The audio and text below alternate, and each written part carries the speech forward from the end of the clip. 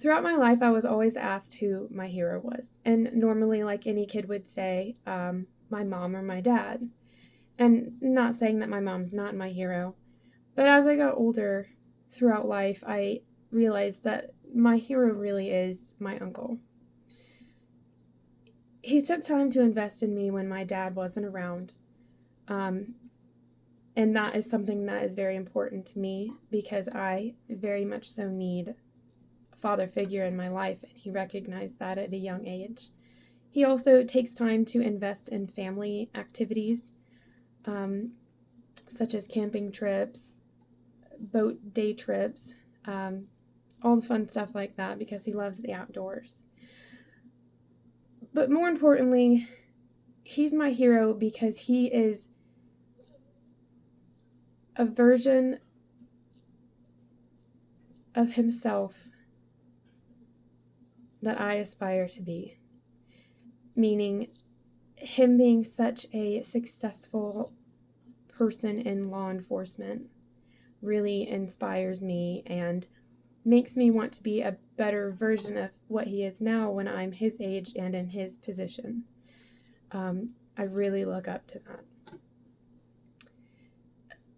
I think the one thing that I appreciate most, though, is that he invested time in me, especially when my dad wasn't around. My father went to Iraq and Bosnia and was deployed 3 times throughout my life for a year at a time, and that takes a toll on a kid.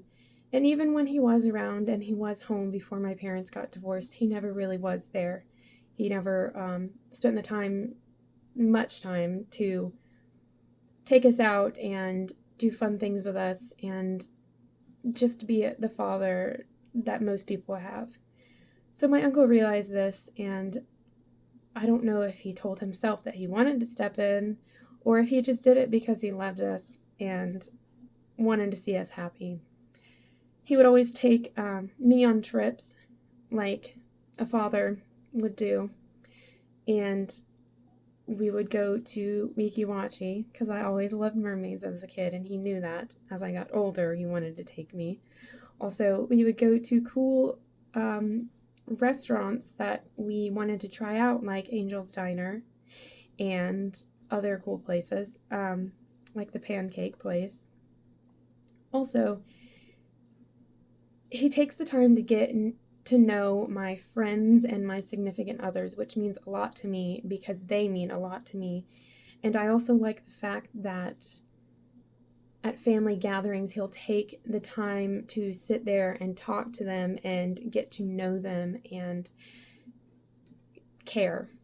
And I really love that about him. Also, he would invite them to places, tell me to bring them along, and that also meant a lot too because I always, wanted that.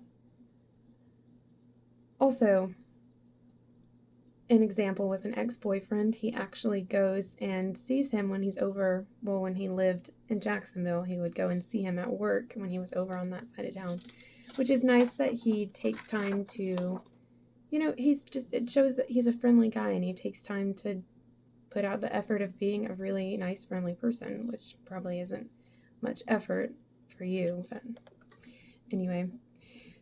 He also invested in my siblings too, so don't think that he only spent time in me. He invested in them too, but I think he understood that I needed that time more than they did, and it was more important. And because we are so similar, we get along so well, and we click so well, and we have more fun together because we are so much alike.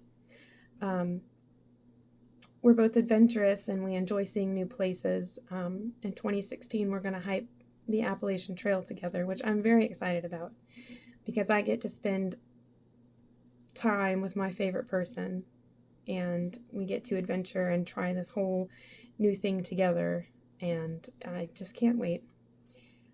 We both also have a similar sense of humor, dry, witty, and sometimes dirty, in the right audience. So with those trips, they weren't just with me, they were family oriented too, which is something that I loved going on. Big family gatherings We took a trip to the Rainbow River a long time ago, and the whole family came, everyone, and we had so much fun. We spent time, actually we went 2 years.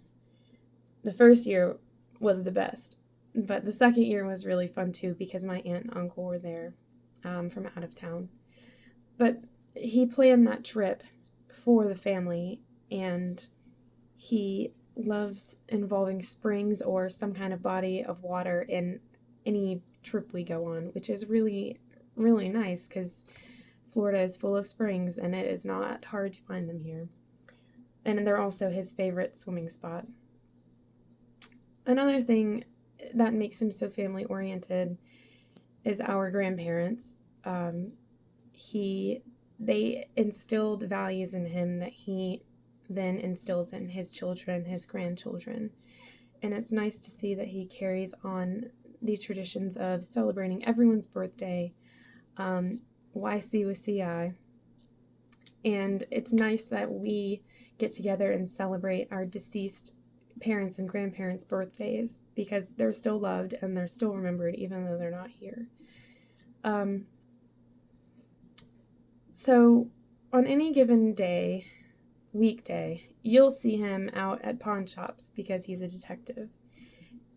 And I wish to be that successful and that advanced in my career when I'm his age. And if I'm not that advanced,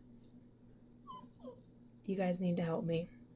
Anyway, he works in law enforcement, and it's my dream to work in law enforcement. And I appreciate that he takes the time to talk to me about it and send me interesting stories to kind of provoke thinking and, his good critical thinking skills. And he instills those in me, and also his good, stories he tells me. He sets me up with ride-alongs. He just is in complete support of me wanting to pursue this career. He's been in law enforcement for almost 25 years now. He started off as just a regular beat cop, no college education, which didn't matter back then. But then he started working his way up to a very respected detective. A lot of people that I have met that work with him tell me how great he is, how friendly and funny he is, and I hope that I can be that way, and I hope that I am that respected and appreciated in my career in law enforcement. So I really aspire to be as accomplished as he is. Also, I want to possess the intelligence and common sense that he has, that he's gotten from his experiences in law enforcement. I mean, I have the intelligence and common sense, but I want him to, as I get older and actually into the career of law enforcement, to help me understand all these things and tell me all these stories and, provoke my mind to think critically about real situations, which he does now, but I hope it happens more when I am in law enforcement. So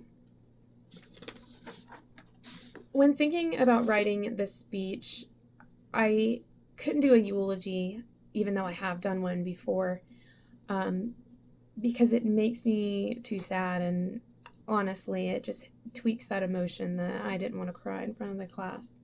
So I decided to do a tribute to the greatest person in my life, and that's Gubby. The person that'll always be there for me when needed, the person that reminds me that family comes first, and the person that will teach me all he knows to be a better version of himself. Gubby, the one person that can make you uncomfortably comfortable. He is always my source of laughter and entertainment, a jack of many trades, and most importantly, the greatest uncle there is. Thank you for being you, Gubs.